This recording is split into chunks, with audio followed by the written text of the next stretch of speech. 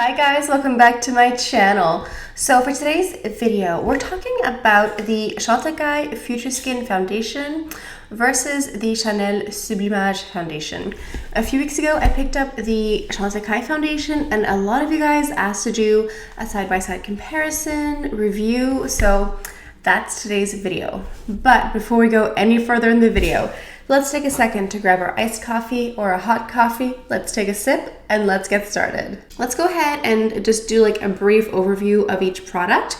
Now, the Chantecaille Future Skin Foundation is a gel foundation. There's a lot of water in the product. It's also oil-free and it's meant to be refreshing and lightweight. It's supposed to be light to medium and it's supposed to be buildable. It also comes in several foundation shades. It comes in a range of 14 shades.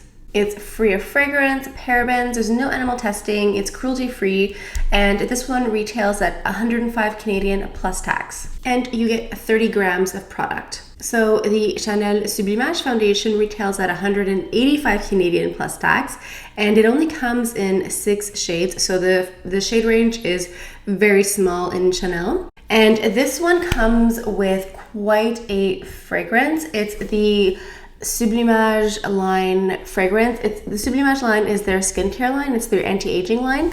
So the foundation has that same fragrance.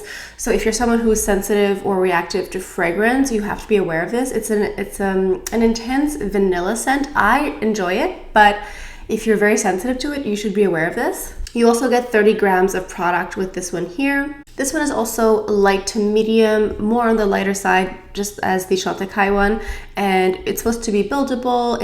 Both of them basically are supposed to give you your skin but better, and also luminous and dewy. So I can see why they look very, very similar. So what I'm going to do is I'm going to do half a face of Chantecaille and half a face of Chanel, and I'll give you guys my thoughts because I have worn both of these foundations for a long time now. I mean, I bought the Chantecaille foundation last month and the Chanel one I've had for several months. So I think I'm ready to do a review. And I can also, what I'll do is I'll include maybe some clips of me several hours from now just to show you guys the wear, but I'll let you know as we do the video. So let's go ahead and just try out the Chantecaille one on the left side of my face. And in the Chantecaille foundation, I am in the shade called Alabaster.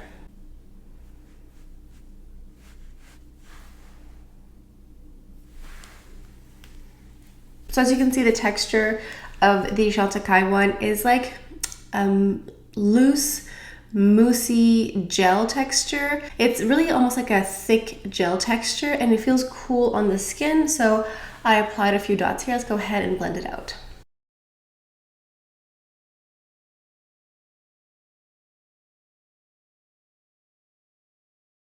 So this is one layer of the Chantecaille on the cheeks here. Let's go ahead and add a little bit on the forehead and maybe on the chin as well, and just do a second little coat here.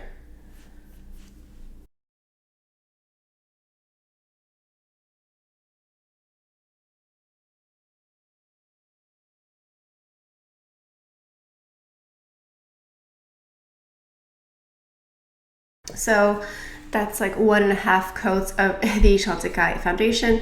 As you can see, it's very light. It's light to medium, but I definitely say it's on the light side. It's very luminous. It's also dewy. It feels quite hydrating throughout the day. My big test is to see at the end of the day if there are creases in the smile lines.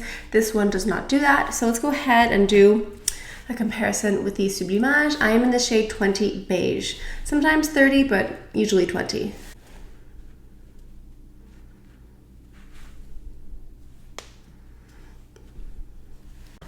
I think the Sublimage foundation is maybe a little bit thicker. It has that moussey gel texture, but it's not quite as runny. So I just want to show you guys what it looks like when you dot it on the face. Let's go ahead and blend it out. And this one, you can smell the fragrance as you're applying it. Again, it doesn't bother me, but if you're very sensitive to fragrance, you will notice.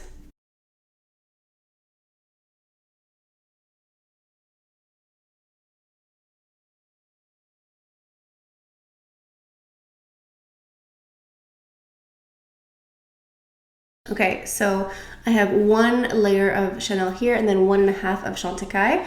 I think there is a slight difference when it comes to coverage. I think the Chanel one offers just a hint more of coverage in the foundation. But as far as the smile line test goes throughout the day, the Chanel one also does not settle into the smile lines.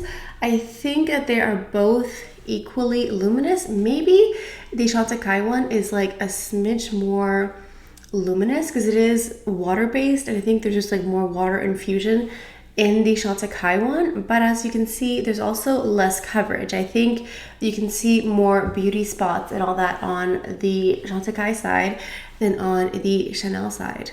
One thing I like to do with both of these foundations is to set it with a bit of powder. I like to use the Chanel Healthy Glow powder because it doesn't feel drying.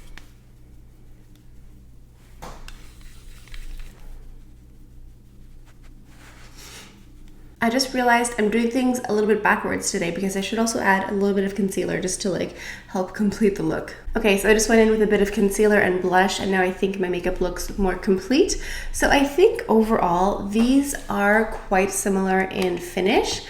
I think that the Chanel foundation offers a smidge more coverage, but I think that the Chantecaille one maybe offers more hydration. They both feel like hydrating and moisturizing foundations, but I think if you're someone with super dry skin, especially for winter, maybe you do prefer the Chantecaille one, but it won't cover as much. I think you have to go in and spot correct more with concealer, whereas the Chanel foundation will offer more coverage and it'll still be hydrating, but not just that little extra more than the Chantecaille one. And also the Chanel one is $185 and the Chantecaille one is $105, and they're both the same amount of product. The Chanel one is supposed to have the Sublimage active ingredients from the skincare line, so there's that as well. I enjoy both of them. I like both products. I do like that the Chanel one has a bit more coverage because I don't know, I feel like I can use less product and have more coverage. I find myself going into the Chantecaille one more often just to cover a bit more, but they're both really beautiful foundations. They're both in the same vein of, you know, hydrating, luminous, lightweight coverage.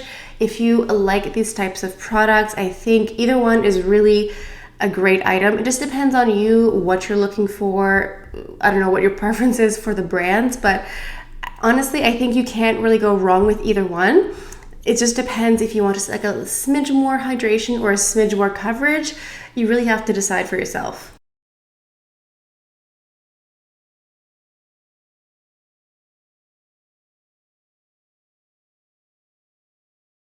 All right, I think that about does it for today's video. I hope I clarified some questions you guys had about both of these foundations. I hope I helped you guys make your decision at home. Also, I received quite a few comments from you guys asking to do a comparison of the Clé de Peau concealer versus the Chantecaille Real Skin Plus concealer slash foundation stick. So if you guys still want to see a video comparing these two, let me know down in the comments. Okay, I think this about does it for today's video. So thank you guys so much for stopping by. I hope you guys have a beautiful day, and I'll see you guys next time.